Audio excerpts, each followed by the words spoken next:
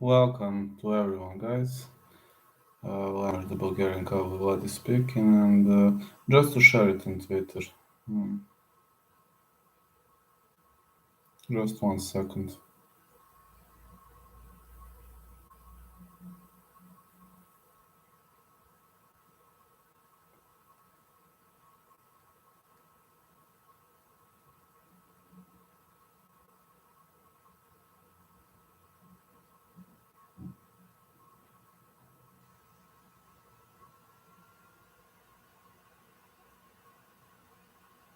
Okay, there I am. Fine. Alright, I'm going live now. So, hey guys, how are you doing? How's everything doing? Been busy today. Was a rocky day, very much of a rocky day. First, I'll go with LFA. Just read the description. I will say everything in the description. So it's it's not like I don't plan to hide anything from my fans. Hello, Kirby Kera. Hello, Selman. How's everything doing? Sorry if responses were late. Like, I don't check Twitter too much, so only when I have to post predictions, and that's around it. So, anyway, I'm gonna go with uh, with some LFA events. So, let me see the others. This is the main card. Okay, let's get underway with. I can cover at least one prelim, I guess. Shlanky versus Diego Vazquez. Let's see. Shlanky minus 225 as expected. Shlanky. Big Wall. Where is this guy fighting from?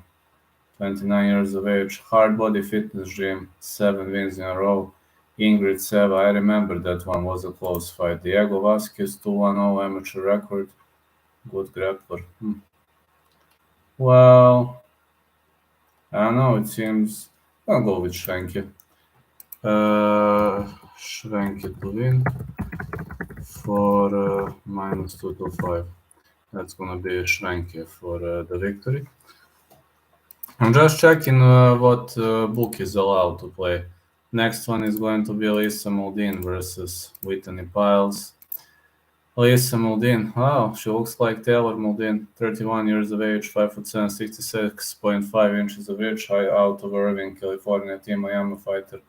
Well, I had an interview with Taylor Modine, so they're pretty much alike. I assume they're sisters. She was better than Mitzi Mary, Katie Nile. Lost to Sam Hughes via decision. Very tough fighter, extremely tough fighter. Whitney Pyles, 2-4-0, professional record, 5'4". Tech MMA Fitness Academy. Let me see. Megan Colley victory. I know nothing about this fighter. Lost to Gabriela Galfin via decision. Lost to Erin Blankfield via stoppage. Well, she was having tough opponents. I think Lisa Modine gonna be the favorite. Yes. Lisa Modine to win for minus 360, or the fight goes the distance. Modine versus Pyles. So that's gonna be this one. Now, Jasmine Bouncy versus Giovanna Konoto. Jasmine Bouncy. I remember this fighter, 5'1". Yes, I remember Nubian's MMA fighter. I remember very well. I watched that stoppage against Carla Almaguer. This girl has dangerous punching power. I remember this girl. She has the punching power, man. Giovanna Konoto, Gigi. Well, look at this grappler out of Manos Amazonas. Let's go. BJJ striker versus grappler, 5'2". As expected, 2 back-to-back submission wins, and you mostly pick a grappler when grappler meets the striker. So Giovanna Konoto is going to be the favorite. So I'm saying Giovanna Konoto for minus 535. Or Jasmine Bouncy versus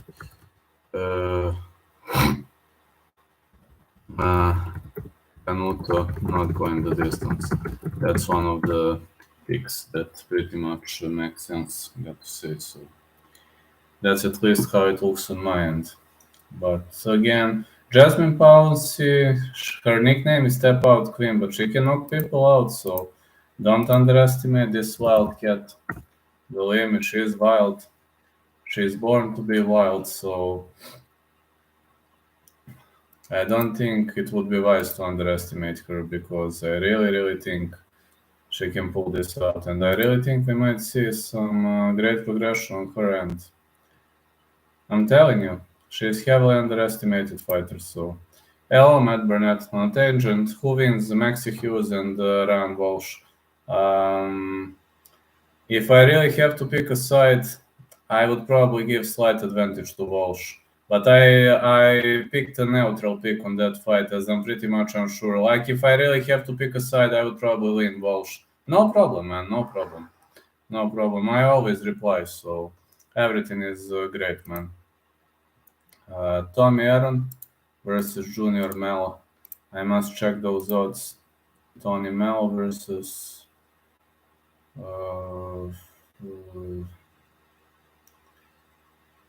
Tommy Aaron versus Junior Mello. Okay. Tommy Aaron is plus 140, and then Junior Mello 1050. This guy, lightweight fighter out of Fortaleza, Ceará, Brazil. Lost to Guido Santos, Francesco Ferrara. Don't know much about this guy, but I see he's a very skillful grappler. 10-5. Tommy Aaron 960, 5 foot 11, 72 inches of reach. Thai boxer. Ooh, this guy knows everything. Thai boxing, BJJ, wrestling, FMA, out of Torrance, California. Triton Fighting Center. Well, this guy is a heck of a striker. And his submission defense is awesome. He lost to Roosevelt Roberts. Well, this guy was fighting at big promotions, defeated majority of opponents. Gonna go with Aaron. Tommy Aaron to win. If he stuffs takedowns. I hope. Yeah. I just hope he's gonna stuff takedowns. Like, if I have to pick a side, MT Burnett, I would probably lean Walsh, but it's kind of hard, you know. Maxi Hughes and Ryan Walsh are very much, you know, close fighters. It's a close matchup, so that's why I chose a neutral pick. I really think it's gonna be very extremely close fight. Let me see. Carly Pangilinan is going to meet Vaskar Cruz. Carly Pangilinan is fighting out of 5'3", Lake Elsinore, Team Quest. Haven't heard of them. Lost to Charles Johnson. Yes, I remember that Anaconda choke. I watched it. Other fights I didn't watch. The way I see, he can mix it up. Vaskar Cruz, La Avispa. Oh, Dominican fighter. Well, that's good. We need more fighters from Dominican Republic. 5'4", 68 inches of reach. Vaskar Cruz is a Jeet Kune Do and BJJ fighter. Interesting. Titan FC lost to Robert Echeverria. Lost to Victor Diaz. Lost to Gustavo Ballard, victory over Christian Estrella, Claudio Ledesma. Well, he was fighting big names. Let's see who's the favorite. This guy was fighting really good names. I mean, you can't criticize him about that. Carly Pangilinan is a favorite. Not confident in this favorite. Not confident that much. So I don't know, man. I'm not that confident in this favorite. Like, okay, he has great skills, etc. But what is gonna happen if the fight goes into round 3? His card is not the greatest, and Vaskar Cruz outworked Desmond Moore, and Desmond Moore is not a bad fighter.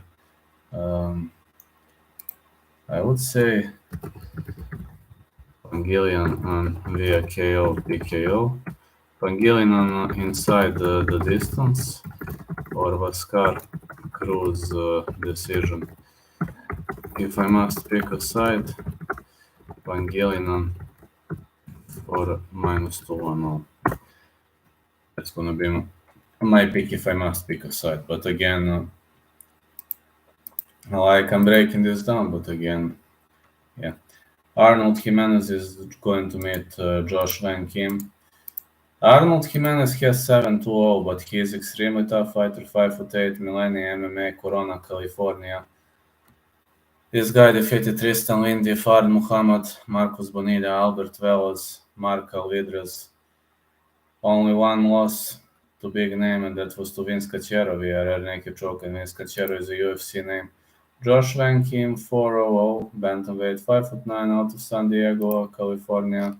Arnold Jimenez is gonna have a hard time as this guy comes out of Cage Warriors and he destroyed Jose Hernandez. He destroyed Carlos Figueroa. I mean, this guy changed 4 promotions and destroyed 4 opponents. Only Kevin Villarreal gave him a hard time. I think Josh Van Kim has that killer instinct from what I've seen out of the last Cage Warriors outing, and I'm gonna go Josh Van Kim to win for -550. I agree with the line here. Again, maybe the line could have been a bit different, but maybe just a bit. Maybe it couldn't. Who knows? Now I'm going to go to the next fight, and we are going to the co-main. Chase Gibson is going to meet Javier Garcia. Chase El Guero Gibson, 5'8", 72 inches of reach, California, mixed martial arts, very famous gym. The guy Darce choked Ty Clark, lost to Tucker Lutz. That's how I remember him. Great match against Tucker Lutz. And also he lost to Rafa Garcia via very, very close decision. This guy can fight UFC names. It's a very small difference between him and UFC guys. Andrew Natividad was a close, very close split decision. Now I'm going to meet Javier Garcia, 8'4", 29 years of age, 5'10", 69 inches of reach. Well, Javier Garcia is going to have to deal 3-inch of reach disadvantage. CSW Training Center, also out of California. Lost to Bruno Souza, lost to Westin Wilson, lost to Gabe Green, lost to Arut Pogosyan. These are all excellent names. So he was not losing to bums. I mean, Westin Wilson trains with Wonderboy Thompson. Bruno Souza, UFC caliber. Arut Pogosyan, very dangerous fighter. Gabe Green, UFC caliber. He was losing to very, very big names. And the truth is that Chase Gibson's submission defense was pretty much on point in these matches. He was also losing a decision. I would even dare to say this one could go the distance. Chase Gibson versus Javier Garcia. Thank you, man. Chase Gibson versus Javier Garcia would go the distance. Let's go, man. Thank you. If I must pick a side, I agree with the odds, but I would risk with Chase Gibson. He lost to high-level names, and that gives me hope. You know, when you're losing to high-level athletes, it speaks about your qualities, and it speaks about your desire to fight until the last dying breath. So that's something that pretty much inspires me to pick this guy. I know this is kind of odd, but I think this is a good underdog pick. Then the main event, 185-pound title bout between Ozzy Diaz and Bruno Aziz. Ozzy Diaz, 6'10", 6'4", pancreation fighter, California mixed martial arts, very much famous gym. He's gonna fight this time riding on a 4-fight winning streak. Lost to Santiago Diaz, then at Bellator 2 back-to-back victories over Christopher Reyes and Andre Walker. Victory over Logan Woods and victory over Moses Murrieta. He destroyed the last 4 opponents. I think something happened to him after that loss. This guy never goes the distance. And Bruno is 12'5", 6'3", 77 inches of reach. I think Bruno is going to have a very, very hard time fighting out of Belo Horizonte, Minas Gerais, Brazil. Titan FC, he destroyed Jeremy Holloway and Shane O'Shea via submissions and outworked Jolene Fuller. Lost to Aaron Jeffrey, lost to Andre Muniz. It's not a shame to lose to these two guys. Not a shame at all. Lost to Paulo Costa. I mean, it's not a shame to lose to these high-level guys. Bruno Cis was having ups and downs in his career, but I believe for the first time in his life that he could be he could be a favorite for a reason, because Ozzy Diaz is a finisher. And I think Ozzy Diaz versus Bruno is... well, Colby is a coward. I think he is a coward for that. I mean, Masvidal is a coward, if you're asking me about that punch. Not going the distance. Masvidal is a coward. At risk with Diaz stoppage. Or a CS via submission. That's how I would risk. Let me see, Diaz to win. I think he could be the underdog on this one. I think he is the underdog. I think sucker punches are unfair, man. I would never sucker punch anybody. This makes no sense. Okay, just to change description. Just 1 second.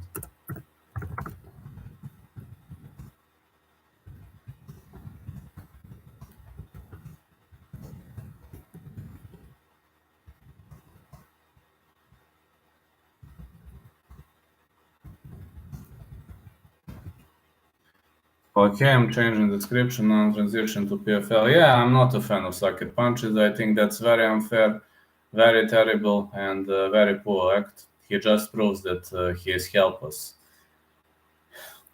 He just shows that he doesn't control the situation. That's how people who can't control the situation behave like him. So I'm pretty much not riding on that train. I don't think that's okay. And I don't think he did a good job, so... No, I don't think he did a good job, and I think that's gonna cost him a lot. I mean, he has money for the bail, he has money for the parole, and that's true, but the problem is... I mean, why would you do something like that? It typically makes no sense. I mean, it makes no sense, man. To me, at least, in the first place. Why would you even do something like that? That's totally off point. That behavior is totally off point. That's how kiddos behave, like sucker punched somebody. Really much an action off point. I think he should have never done something like that, because that's how poor people behave. Like, you can't control the situation, let me sucker punch somebody. Alright, you sucker punched your opponent, and what are you gonna get? Nothing. Now, let's transition to PFL. PFL Challenger Series 6. Daquan Buckley is going to meet John Cunningham. Daquan Buckley is 1-0, and he got his chance pretty much early on, 5'10", very small for a heavyweight. He destroyed Royce White. I mean, he outworked him via decision, was a good fight at LFA. John Cunningham, 6'0", Jackson Wink MMA. It means he is a smart fighter with big fight IQ. Fury FC 55 victory over Jacob Bradley Williams. Jackson Wink fighters are always tricky picks. It's always tricky to bet against them, especially considering Mike Winklejohn's fighting intelligence, and he'll probably turns his fighters into very intelligent creatures, and their fight IQ is always on point. So I'm gonna go with John Cunningham to win, minus 170. That's gonna be John Cunningham to win for minus 170. And then the next prediction is going to be between Adam Carrich and Chad Johnson. Adam Carrich is an undefeated Israeli fighter, 6'2", fighting out of Tel Aviv, Israel, another heavyweight. He destroyed Roma Kushnir, Kirill Sidelnikov, and Vladimir Fedin via stoppage. This guy is a top-notch striker. Chad Big Rig Johnson, 6'3", 6'2", 80.5 inches of reach, very long fighter. Resurgence MMA fighter out of Appleton, Wisconsin. Lost to Josh Parishian at Contender Series, and lost to Jordan Heiderman due to his mistake. I mean, he made a mistake thanks to that illegal soccer kick, but Against Tomar Washington, he also lost. His last victory happened against Colleen Hall at LFA 77. It was via KO, TKO. Both of these guys are finishers. They will try to finish the fight by any means necessary. Carrich versus Johnson. The fight not going the distance. It's gonna be my pick. If I must pick a side, Carrich to win. Let me see how much is the odd. Adam Carrich to win -210. It's not that I'm like super confident on these ones, so I'm gonna give you some round robins that might work. So I'm gonna be happy if these round robins work for you. Giacomo Lemos is gonna meet Brett Martin. Lemos 7-0, undefeated Brazilian fighter fighting out of Florianopolis, Santa Catarina. Rangel Farias, never heard of that club. He destroyed Jose Rodrigo Guelque, Jung Soo Lim, Seng Soo Lee, but I haven't watched him. That's a problem. Brett Big Dog Martin. Oh, I know this guy. This guy is very much known to me. Used to be a super heavyweight, 6'0", 75 inches of reach. I think I had an interview with this guy. Yeah, he destroyed Daniel James. He was better than Renan Ferreira. I think I remember this guy. He defeated Marino Itman. Yes, Brett Martin. Brett Martin is a big fighter. He used to be a super heavyweight, but I think he will be able to cut his weight right now. Victories over Jesse Hernandez, Josh Parishian, Hikimura, Josh Parishian, only lost to Leroy Johnson. I think Brett Martin has good chances. Don't know much about the other guys, so more of a lucky pick, maybe even more of a biased pick. I don't know much about Giacomo Lemos, but I do think that Brett Martin has decent chances to win this fight, and I'm gonna say Brett Martin to win. Hello, Dennis. How's everything going? Brett Martin for -140. And now I'm gonna go with the ultimate. Some exciting UFC fights past weekend. Yeah, 9 fighters banked additional 50K. Dana White was very generous on that fight card. Every stoppage, he granted every stoppage with 50K, which was awesome. Now we're gonna go into the main event of the evening. Bivon Lewis is going to fight Marcelo Nunes. Bivon Lewis, the extraordinary gentleman, 7'3", 6'3", 79 inches of reach, fighting out of Lawrenceville, Georgia. Bivon Lewis used to be a UFC name, but he lost to Uriah Hall, Darren Stewart, and Trevin Giles, only out for Dick 1000. He holds a notable victory also over Sonny Young, Colin Hagbody, and Elias Urbina. He knocked him out cold at the Dana White Contender Series. He also destroyed Alton Cunningham, but the first time he didn't get a chance to win UFC contract. I don't know why. Maybe Dana was choosing too much. But Marcelo Nunes, he is a tough opponent. 7-1-0 for Marcelo Nunes, 6'3", 76 inches of reach. I know Bivon Lewis only have 3 inches of reach advantage, but Nunes is a grappling beast. Arm triangle choke over Anthony Garrett. He grounded and pounded Jordan Soizer. At grappling, he defeated some big names and only lost to Rafael Lovato Jr. It's not a shame to lose to Rafael Lovato Jr., but he was defeating high-level names in grappling. Isam Rida, Paul Sean, Gabriel Chaco. There were so many great victories, especially that knee bar over Yuri Santos. This really was a special way to win the fight, and I think Marcelo Nunes gets this done, so Nunes to win. Nunes to win for -150. Yes, I'm gonna discuss you right now just to change the description, and I will reply your questions. Hold on 30 seconds.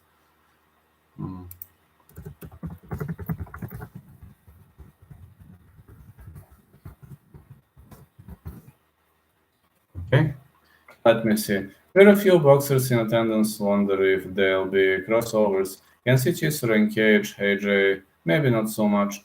Well, about crossovers, I don't know. Dana White is not a big fan of crossovers, but I would like to see it, But when I remember the case of poor James Stoney, honestly, I don't wish crossovers that much because when I remember how James Stoney got destroyed by Randy Couture, I'm not feeling well, honestly, because I really I really felt sorry for him, and he was a very brave guy. And congrats on accepting that. Congrats on carrying this on his shoulders. Carrying this on his shoulders is, it's never easy, So I don't know what to say, but I was so sorry, for example, when James Toney lost to Randy Couture. Randy Couture just dragged him to the ground and pretty much easily defeated him. So that's still, that sound of defeat is still ringing in my ears, unfortunately. And I don't like that fact, man. I really much don't like that fact. Randy used to be a great guy, but I don't know why they fed Tony to the animals. It was not a good move by the UFC. But again, crossovers. Maybe Chisora is going to accept that. I mean, Chisora could fight a low-level UFC name. Why not? They shouldn't prohibit him to do. They shouldn't prohibit him from doing so. Like we had a case of Clarissa Shields fighting in PFL, and in the first place, she defeated Brittany Elkin despite losing 2 back-to-back rounds. But then she was out grappled by Abigail Montes. So it seems boxers need to learn to grapple in the first place. They have very great fists, etc. But grappling creates a problem. It would be the same like, for example, if you would send me to box. I'm not a good boxer. I mean, it's not a public secret. Maybe I'm learning to box, but I'm not a good boxer. Everybody knows that. I'm just a guy with fast punches now. I improved my boxing skills a lot, but I'm still miles away from a good boxer because that's something you have to train for your whole life. And to become good in boxing, you must train it for your whole life. You can't master it overnight. Boxing is hard, man. Believe me, boxing is fucking hard. And no matter how hard you train, you can never learn properly. Yeah, it was sad to see because Tony was one of the finest boxers ever, but I'm happy to see either Chisora or AJ tapping out. I think there is a greater probability of Chisora. Chisora is at the end of the career, and if he wants to leave an undeletable trail in the history of this sport, maybe this crossover could be a good promotion. So I think this crossover is more Chisora style.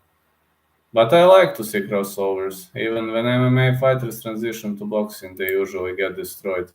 We have some rare cases, for example, Mike Perry when he was fighting at Riot Combat, but Riot Combat had hybrid rules, and also when MMA fighters transition to bare knuckle, some of them actually do well because there is no gloves. When there is no gloves, it is pretty much easier for fighters when there is no gloves. As with gloves, you have to deal a lot of problems when you're fighting with gloves. But no, MMA gloves are thinner than boxing gloves, and that's why MMA fighters can do well in bare knuckle boxing. But I'd really like to see how's some good trained boxer, how would he do in the MMA? For example, Mike Tyson would have been a good example for the MMA. He would have been a good example for the MMA, and I do believe Mike Tyson. And I'm sorry because MMA was not that much popular back at that era, because Mike Tyson was born for that. He was literally born for that. He was a kid of the street, and kids of the street, they are always. He was like Rocky. Like Rocky, he was rising of the street, and he built his career in the street. So did he deserve respect? Oh yes, he did. Yes, he did, absolutely. But it's always around the respectful moment, and it's always around the great things that are happening everywhere around us. But boxing, MMA, crossovers, it rarely ends well. You can be the best boxer in the world, but it's hard to learn. You need to understand it. You need to at least understand wrestling to be able to get back on your feet. In boxing, you need to understand many other things that you don't learn in MMA, and that's tricky. Yes, it is very tricky, but it is very tricky.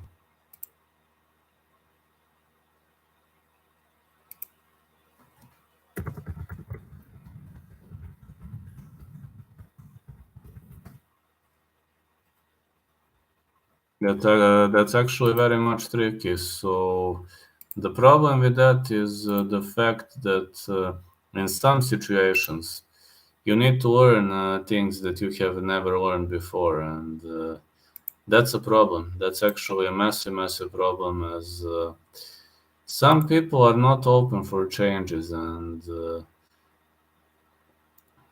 sometimes you'll have to modify. Sometimes you have to modify your approach, because if you're too nice, that's not gonna work. If you're too aggressive, that's also not going to sell pay-per-views. That's gonna give you the lack of popularity, because two nice guys, they don't go well in the UFC. They usually don't go well. They don't have a lot of audience. They don't have a lot of crowd. And same in boxing. Guys who trash talk a lot, well, they do well, and they do well only because of the fact that they are how to say, they attract a lot of crowd. They attract a lot of audience, and crowd wants drama. No, fans like drama. All fans, even boxing, MMA. There is one common thing between boxing and MMA fans. They all like drama. They all like tensions between the fighters. They all like arguments, and you'll rarely see a fan who'll say, "Well, Vlad, let's reject the bad blood between the fighters." No, actually, bad blood sells. Bad blood between the fighters sells pay-per-views. It's not a humble approach. It's just a bad blood and nothing else. It sells it. And me? I have to say that every single time when we were having a bad blood between the fighters, it brought a lot of pay-per-views and a lot of great sales in the first place. Many people, many fighters, many trash talkers got rich. For example, Conor McGregor. Conor McGregor was always known as a top-notch trash talker, and that's one of the reasons why he earned fortune. And what about nice guys? Tony Ferguson, for example, Demetrius Johnson. A lot of Eastern European boxers have wrestling backgrounds, and it shows in clinches how they're able to control their opponents. Yes, I've seen that. Lomachenko, Usyk, they do have some good wrestling skills. Some Russian boxers are good with wrestling. For example, Beterbiev controls clinching very well, but there are many of them. I mean, there are really, really many of them. Like the Western-based boxers, they rarely even train wrestling and such things. But in Eastern Europe, people like to try it out. They like to experiment. And that's something that's pretty much okay to me. Like, you should experiment until you find your perfect match. And for somebody, the perfect match is going to be wrestling. For somebody, it's going to be boxing. There are people who kick like natural. For example, me, I kick like a natural.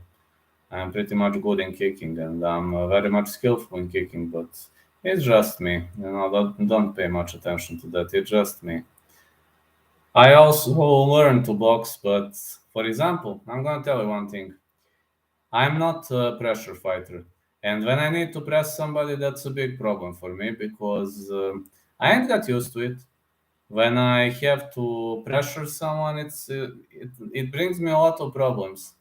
I ain't offensive minded. I like to counter and transition from defense to offense.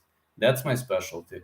And when a pressure fighter fights via counter strikes, it's also not going to work because it's your trademark, it's your personal preference. You have people who like to pressure and crush their foes with the pressure, and you have people with very big or very huge fight IQ, very patient people that are not adored among the crowd. And I would definitely be that type of fighter. Crowd would say, "Oh man, look at this guy, how boring he is." I'm just extremely patient, and it irritates many people. I'm fighting. I'm just extremely patient. I like to circle, and I wouldn't be the guy who sells tons of pay-per-views, but there are other skills. For example, when somebody, for example, starts trash talking, I can bark like a dog or I can meow like a cat. I would have my own ways of selling pay-per-views, but it definitely wouldn't be trash talk or pressure fighting or toe-to-toe fighting. Everybody has something original. Something original is built inside of all of us. We just need to discover it. And the process of discovery, sometimes it lasts for 1 2 years, sometimes it lasts for ages. For example, the best Serbian prospect, MMA prospect, Marko Bojkovic, he likes to troll people. He likes to trash his opponents. I mean, his future opponents. Then he gets into a good relationship. Our team has a date in mind. Sent the contract to Bouncy people, and they're waiting a reply. What would be the date? No offense, Otis, but I think that bout is a waste of time. But okay, I think you win easily. A lot of fans like boxing for it settling grudges and not as a sport. They don't care if it's not the best fighting, best as long as there is good grudge. I understand. Can't say yet. Drew versus Marco, not the same class anymore. Marco is a lightweight.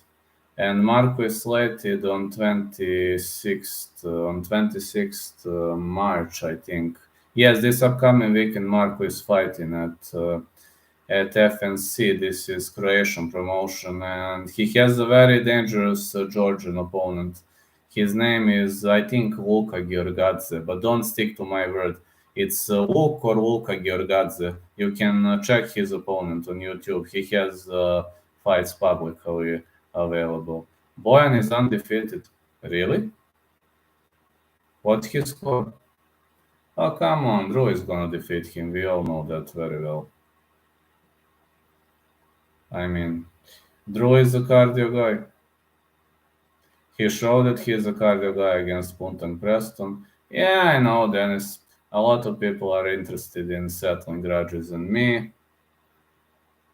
Hey, Tob, how much is Drew's score? It's like one loss. How many wins he has? 6-1, 5-1, 7-1, something like that.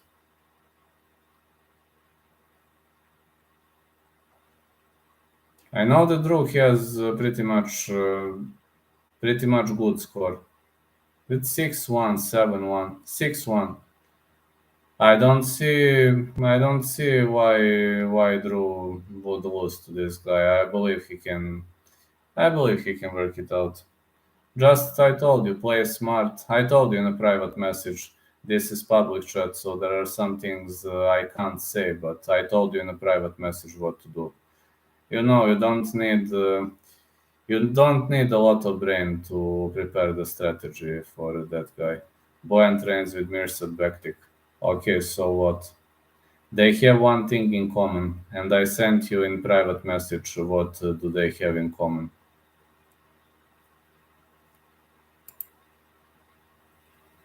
And Drew is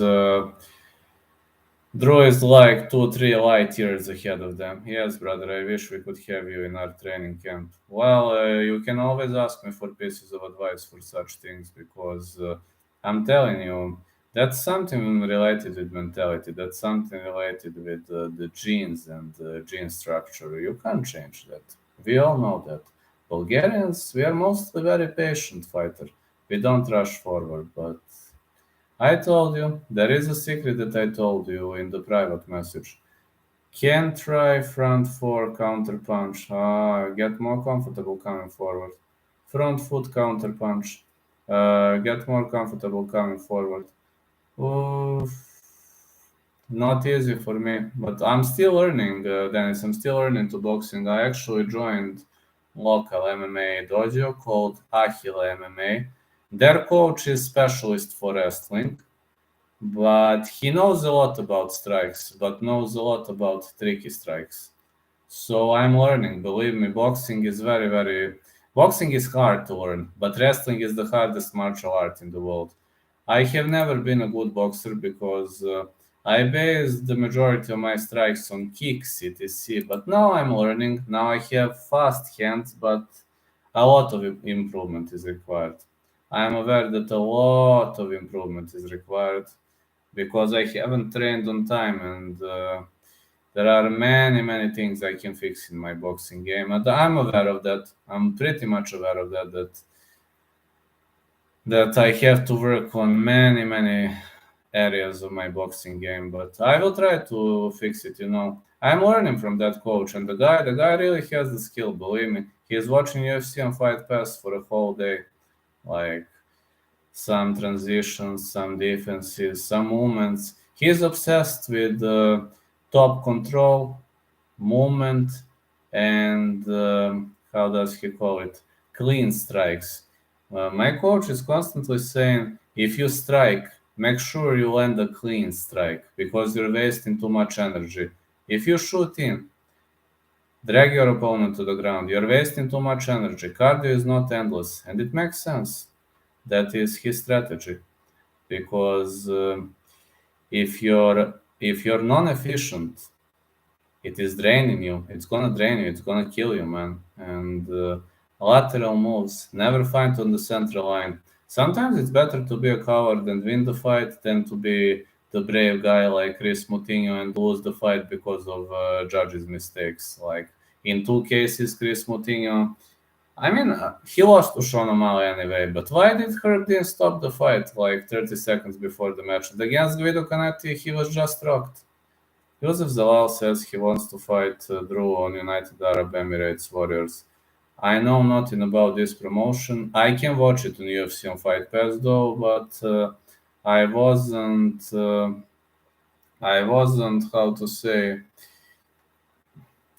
It's not a promotion that I'm particularly interested at, so I really don't know how are the fighters there. I've heard it's a good promotion to kick off your professional voyage, but I don't know much about it. At first, I always give advantage to promotions that bring me views. So, hey, Shamil, to promotions that bring me views. And now about United Arab Emirates Warriors, I don't know much about that promotion, so I don't know what to think. Yusef Zalal is a former UFC name, as much as I know, so he is extremely dangerous. I mean, if you can copycat Ilya Topuria, you'll probably win that fight, but I don't know to show you how to copycat Ilya Topuria because I'm not a good wrestler. That's the area I cannot help you with. But against Niglovic, I told you what is the best strategy for him. But in a private message, I told you. So I'm not gonna reveal it. I really shouldn't be saying this, but the guys here are scared to fight Drew. I don't think so. I think Otis told me that Niglovic fight is very close to finalizing. So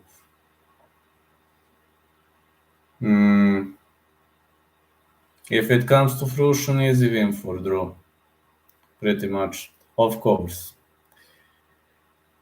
I think that's an easy win. I think Puntang was a way harder opponent than the upcoming opponent, but okay. You will see when the fight finishes. Just prepare well and make sure. Coward fighting is sometimes better. Yes, but guys in Russia are scared of Drew. Oh, they are. I didn't know that. Ah, man, I hope sanctions are gonna be removed. Because one day I would really like to travel to Russia, but under these sanctions right now, I'm unable to travel. And also due to my meds, my moving is limited, my activities are limited. So I'm sitting home, working, enjoying with my friends, and that's around it, you know.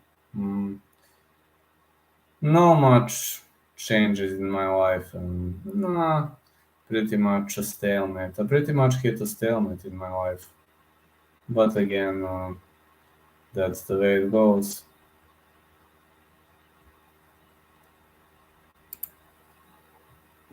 But okay, at least I have the best fans in the world to discuss, so I'm pretty much happy to hear that Drew is gonna get a new opponent slated. That actually makes me happy. So hope to see him in Cage Warriors soon. That would really be the crown of the career.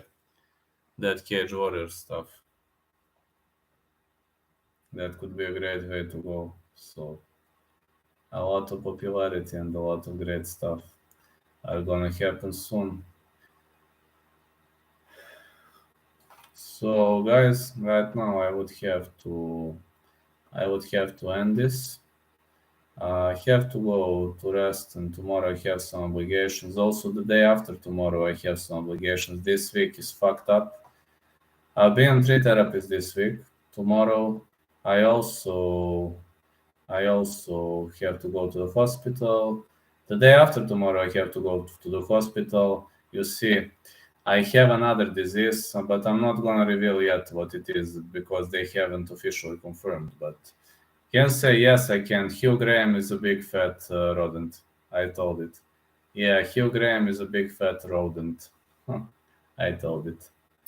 So I will try to stay as positive as possible, and of course, on Friday I will go live for Vayne.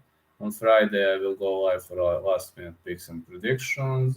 On Saturday we are gonna follow the UFC event. Maybe tomorrow I'm gonna train, maybe not. I don't know. Depends on my business obligations because right now I'm writing a lot of articles.